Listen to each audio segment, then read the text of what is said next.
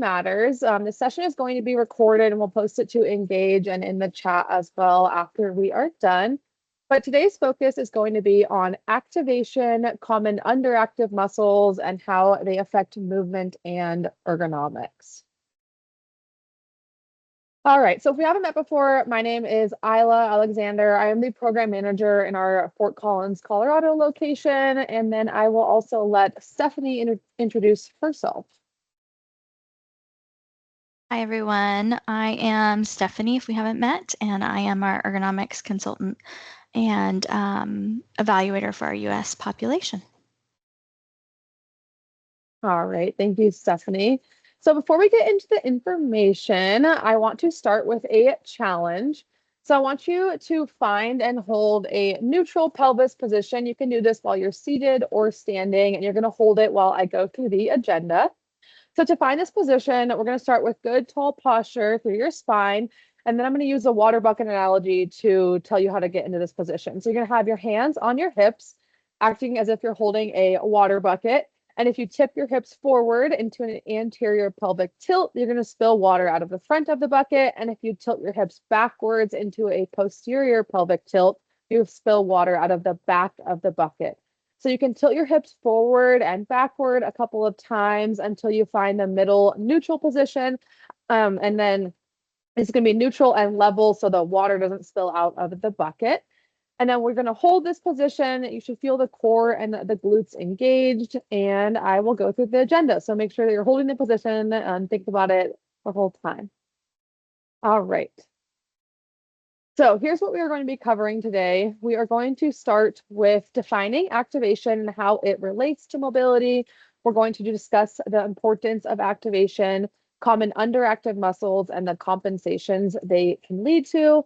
And then Stephanie will discuss how mobility and activation play into ergonomics and posture. And then I'll finish with a recap, program reminders, and any questions you all may have. All right, so how did you do in the challenge? You can think to yourself or feel free to write it in the chat. I want you to ask yourself a couple of questions. What did you notice as you tried to maintain that position? How quickly did you find yourself forgetting about it? Did your breath change as you were holding the neutral position? Did your muscles start to fatigue? So think through a couple of these questions. There are no right or wrong answers. The main takeaway from this challenge is the muscular activation you may have felt while holding the neutral pelvis position. Even if only for a few minutes, to hold this position, you had to activate your core as well as your glutes. And then the more that you practice and pay attention to this, the more automatic it becomes. So feel free to write in the chat, or you can just think about it as we get started. Yeah, thanks for sharing, Isabel. Sitting and standing can definitely be different. We're going to talk about different positions today as well. But all right, so what does activation have to do with mobility? While mobility helps us get to optimal joint ranges of motion, the motion itself directly comes from our muscles being able to move us there. So we're going to start with the difference between strength and activation. The key distinction here is that strength is the ability to exert force, and activation is the ability to contract a muscle via neurological signals. Unlike strength training, when we practice activation, this can impact the consistent engagement of the muscle, even at rest. So activation is going to focus on muscle efficiency and not just load. And I'll give you an example of the difference between passively moving through a range of motion versus actively letting our muscles move us there. When we move our head side to side, we often do it passively by dropping our head in different directions. But if we think about what we're doing, it actively feels a little bit different. So I want to try that together now. Lower your right ear towards your right shoulder without thinking too much about it, and then switch to the other side. Do that about 2 times each side, dropping your head, and then meet me back in the center. Now I want you to think about actively engaging the muscle that runs between the base of your ear to the bottom, or the ear to the base of your neck, to lessen the space between those 2 points. So as you drop your head side to side, think about activating this muscle as you drop your head to the side. You try that a few times. Notice if you feel any difference. And it's okay if you don't, but I just want you to note what you may feel and keep it in mind as we continue through this presentation. We're going to start by building the mind-muscle connection as we're doing this. All right, so the importance of activation. Mobility gets us to an optimal range of motion, and activation keeps us there. Mobilization without activation will lead the body to seek the path of least resistance, and you're probably going to default back to old patterns. So activation exercises help to improve the mind-muscle connection, which is your ability to consistently feel and engage specific muscles during movement. This mind-muscle connection helps encourage you to consciously recruit the target muscles.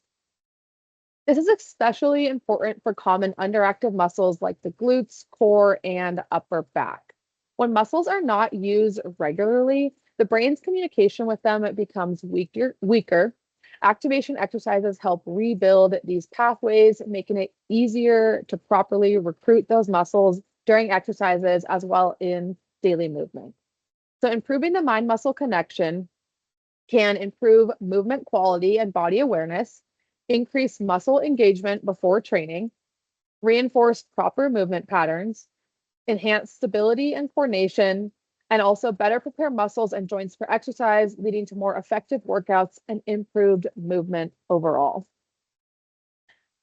The other thing that you are doing when you are intentionally activating a muscle is allowing the opposite muscle to lengthen or relax.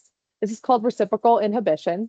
So when with the neck example that we just went through, when we actively contracted our right side, our left side was able to lengthen or relax more than when we just passively dropped our head side to side. This is true for any muscles that work in opposition with each other. Some other examples are the glutes and hip flexors, or the quads and hamstrings, like you might see in the photo. This process relies on a strong mind-muscle connection and communication between the brain and the muscles. So activation exercises help improve this connection, allowing muscles to work together more effectively, improve movement quality, and reduce unnecessary tension. This is especially important in commonly affected areas like prolonged sitting. So your hip flexors, your glutes, your lower back. All right, and so common underactive muscles and compensations. Underactive muscles create a domino effect of muscular imbalances. Neighboring muscles will compensate, leading to tightness, pain, and reduced range of motion and improper movement patterns. This can also cause joint and muscle and movement dysfunctions that lead to ineffective movement patterns in other regions of the body. So we often refer to these as upstream and downstream effects of improper movement patterns. One of the most common improper movement patterns is referred to upper cross syndrome. And you can see from this visual that these imbalances are characterized by raised and rounded shoulders with a forward head position. The underactive and weak muscles include the lower traps, serratus anterior, rhomboids, and deep cervical flexors. So these are a lot of your back muscles and kind of on the side. And then the tight and overactive muscles include the upper traps, kind of right below your neck in between your shoulder blades, and then also your levator scapulae and your pectoral or chest muscles. So I want you to notice in this photo what the upper body position does to the pelvis, and notice the downstream effects. You can notice how the rounding of the shoulders and the forward shift of the head forces the pelvis into an anterior tilt to provide counterbalance. This then puts an excessive arch and pressure in the lower back, which can lead to compression, pain, and possible injury down the road. With upper cross syndrome, even movements like walking or lifting overhead become compensated because of these imbalances. The tight chest muscles and underactive mid-back muscles make it difficult to fully raise the arms overhead, causing the body to shift forward instead to find the path of least resistance. Like we talked about before, your body's going to naturally find that path, and then it's going to default back to the old pattern. So it's something you really have to think about. It's where the mind-muscle connection comes into play. And over time, these poor movement patterns reduce mobility and place extra stress on the shoulders, the lower back, hips, and knees. This can then when you add weight like dumbbell to barbell, or even lifting a box like at home, it's going to force the wrong muscles to take over and increase the risk of pain or possibly injury. Another common issue is underactive glute muscles. This is often caused by long periods of sitting and poor movement habits.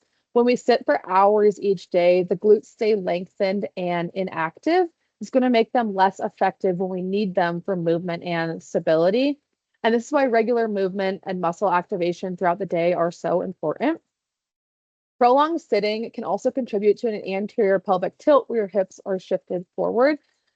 In this position, the hip flexors become tight while the glutes and ab muscles become weak or underactive. And this imbalance can lead to tight muscles in your lower back. And this pattern is known as lower cross syndrome. An anterior pelvic tilt affects the entire body, those upstream and downstream effects, like we just talked about. It often causes the knees to lock out and forces the spine and the shoulders out of the neutral position to compensate. Over time, lower cross syndrome can contribute to lower back pain, increased risk of hip, knee, ankle, foot, and back injuries, whether you are walking, running, strength training, any sort of movement that you have going on. And when we think about the glute muscles, many people focus on the glute maximus, which is the biggest glute muscle, but the glute medius is just as important. This muscle is located on the upper outer hip, and it's a crucial muscle that stabilizes the pelvis and controls leg movements during walking, running, and squatting.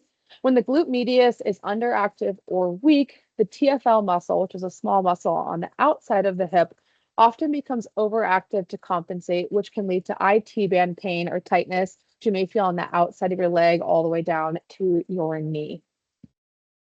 Weakness in the glute med can also cause the knees to collapse inward during movements like squats, increasing the risk of injuries such as ACL or meniscus tears and strains. Because the glute med supports hip stability, weakness can also lead to an excessive hip drop while walking or running, contributing to pain or tightness throughout the body over time.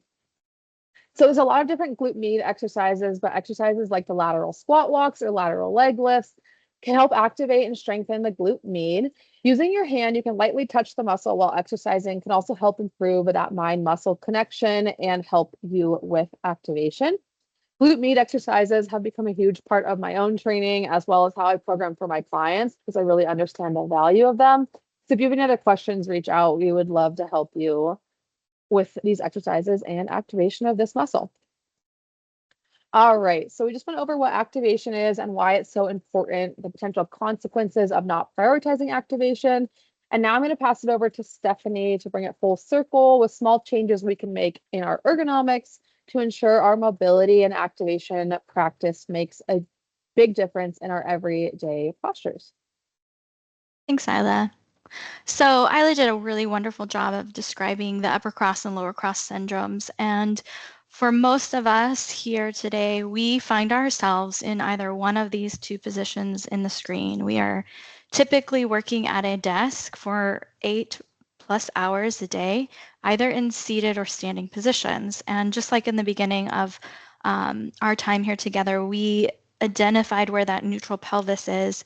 We want to keep coming back to that neutral pelvis throughout our workday in whatever position we find ourselves in, either seated or standing. And when we can do that, we can help to distribute the weight of gravity on our spines and our bodies nice and evenly and keep ourselves healthy and strong. Now, ideally, when we are working at a desk, we want to alternate between seated and standing work every 20 minutes. So for every 20 minutes of seated work, we want to take a minute to stand for 8 and move for 2. Now, that little break can help us to reset the posture and to find neutral within the pelvis again, just like what we did at the beginning. When we are assessing our own posture, we always kind of want to start with feet flat on the floor, whether we are in a chair or standing, and then we can move up to the hips to make sure that the hips are again in that neutral position. So let's actually take a minute here and find neutral in seated. I know that was a comment at the beginning of our time here together. Kind of finding neutral in our chair can be challenging. The lumbar section of our chair helps us to keep the pelvis in neutral. So sit back all the way into your chair, make sure your feet are flat, and then find that space where the tailbone points directly down. We should feel activation of the abdominals pulling in and up, and then we should feel like we're resting against the back of the chair, and the lumbar section just above our hips is supported for that natural curve in the spine. All right, we can go ahead and skip to the next slide. Thank you. So once we have that strong foundation that we have built, we can then layer on other things. So when we're in a standing position, this is a key to look out for. We want to make sure that our feet, again, are flat on the floor. We keep our head balanced over our shoulders, our neck and back tall and long with that natural curve in the neck and then natural curve in the low back. We're going to keep our shoulders back, down, and relaxed. And we keep a slight bend in our knees. And then that same engagement of the core and the glute muscles to maintain that neutral pelvis for us.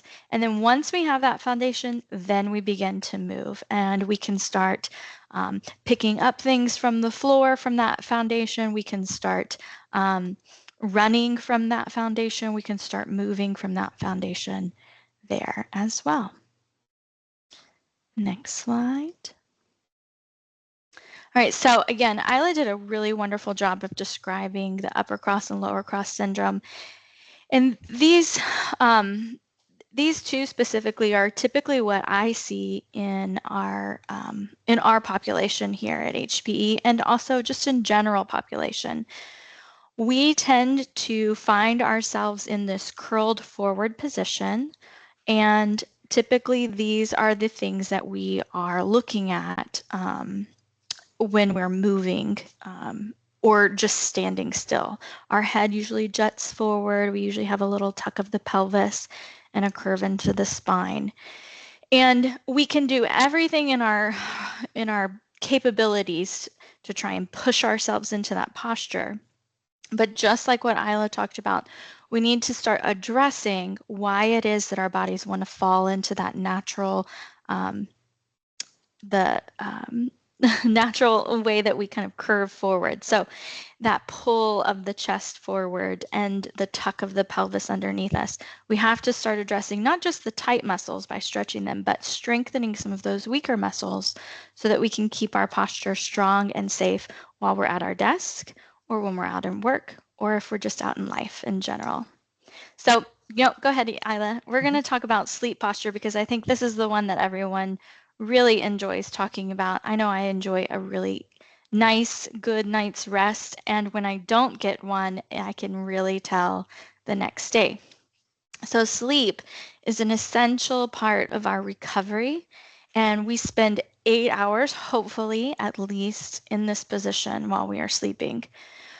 In a recovery position, we are experiencing the least amount of pressure on our spine for the day.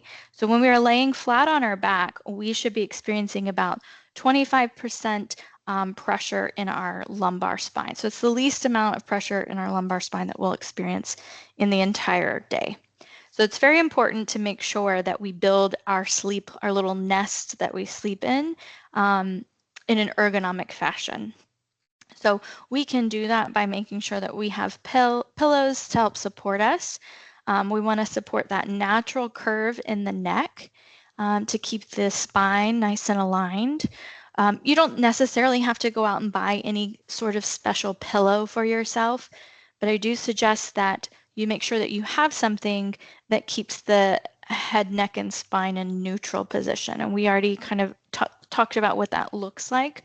But if you use 2 or more pillows, you're going to feel that chin tucking, and that is not neutral. And if you use no pillows, no support, then you're going to have that head kind of in an awkward position as well. So a nice pillow that offers support for the cervical spine is important. And then if you are a side sleeper, so we want to avoid that if we can, but lately I have been a side sleeper and I can feel it. But if you are a side sleeper, it's okay. Just make sure that you use pillows to help support your knees. Again, that helps to bring that pelvis into neutral position while we're sleeping. So the pillow between the knees keeps the spine aligned. And then the same thing with our shoulders. We want to do our best to kind of support the shoulders with that hand forward. So placing kind of like a body pillow in front of you can help. I also suggest if you are a side sleeper, if you can kind of lean against a wall, lean back against a wall, that will help to bring the gravity and the forces back down towards the floor instead of rolling forward. And then again, back sleeping is the best position that we can be in. All the rest we want to avoid. So if you're a stomach sleeper, do your best to try and transition out of that sleeping style and try some others as well. Now, after a good night's sleep, we want to transition from that sleep posture out of bed safely. And what that looks like is not popping out of bed like Frankenstein, but rolling over to the side of the bed and then letting the feet come down to the floor and walking ourselves up. After sleeping on our backs, hopefully, or on our side for a long period of time, those muscles can be stiff, and we want to give ourselves time to get out of bed. I recently heard someone talk about taking 3 big, deep, slow breaths before they ever get out of bed. So if you have that time and when your alarm goes off, to just slowly allow your body a chance to wake up and to ease ourselves out of sleep in that sleep posture. And next slide. Wonderful. I'll turn it back over to Isla. Thank you so much, everyone.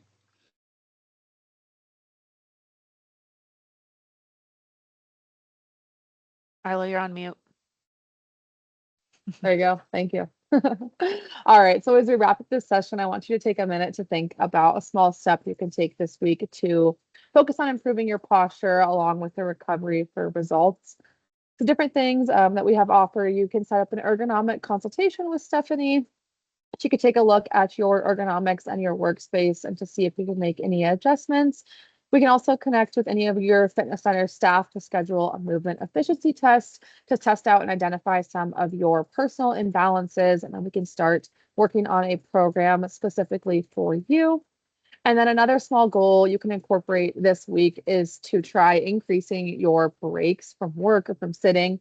The ideal break frequency is going to be for every 20 minutes of standing or 20 minutes of sitting, stand for 8, and then move for 2. So if you can start incorporating some of these techniques, it's really going to release some of those tight muscles and joints. And then thank you, Stephanie, for all the information. I think the sleep one is really beneficial. I know that posture and activation can be a really conscious effort. So while you're sleeping, it can be different, but setting up your space is really important. All right, let's go through a recap. So mobility is going to get us to an optimal range of motion in our joints, and then activation is going to give us the ability to maintain that optimal positioning and keep us there. So activation is going to target underactive muscles by improving the mind-muscle connection and reciprocal inhibition, correcting movement patterns, which is going to help decrease pain and discomfort with movement. And then Stephanie just went over how both mobility and activation play a big role in the ability to hold the proper posture in our everyday movements, like sitting or standing at your desk, working out, or even sleeping. So next week, Kimber and I will talk about how to pull this all together. We want to be able to use our new ranges of motion and muscle activation in full body movements for our bodies to move how they were made to move and feel our best. So we're going to talk about being dynamic. And then this week, you've started to see some activation exercises added in to your daily mobility movements. I know we're at the end of the week, but if you haven't done so already, take some time after this meeting to schedule some time or set reminders into your calendar to complete your daily exercises. As the list of movements gets longer, especially into next week, remember that it can take a little bit longer. So we're going to schedule several shorter breaks throughout the day rather than one long chunk of time throughout your day that might be more feasible for you to get it done. And then I just wanted to open it up for any questions you all may have for us. Yeah, I have one question. Yeah, regarding the program, so do we need to perform the different exercises in order, so the order that they are listed, right? Because based on what you said, the activation goes at the end, or can we just do the exercises in any order? I think you can do them in any order that fits best in your day. If you're going to do them all in one sitting, you might want to complete them in the order, but I would just focus on getting it done rather than focusing on the order. Thank you. And just Yeah. kind of a follow-up question regarding so for the stretches, I'm holding the stretches about 30 seconds, 30, 60 seconds, but is that okay? Like for the stretches, how long do we need to hold the stretches? Yeah, I would say anywhere between 20 to 60 Okay. seconds is great. If you're going to do it before a workout, you might want to focus more on the dynamic and a little bit shorter. But if you have time after, just throughout the day, holding them for as long as you can is really great, as long as you are breathing and you're not experiencing any discomfort. Okay. And the exercises that are repetitions, so how many repetitions? Like I'm doing 10, just, but how many? So Yeah, for the that's a good open book question. or yeah. Mhm. Yeah, I think it matters on the exercise. I can't think of every single one on the top of my head right now, but if it's taking you like a excessively long time, you can shorten it. You don't need to complete 10 reps. But if your body's feeling good with it, I would just keep doing what you're doing. Anywhere between 5 to 10 reps can be beneficial.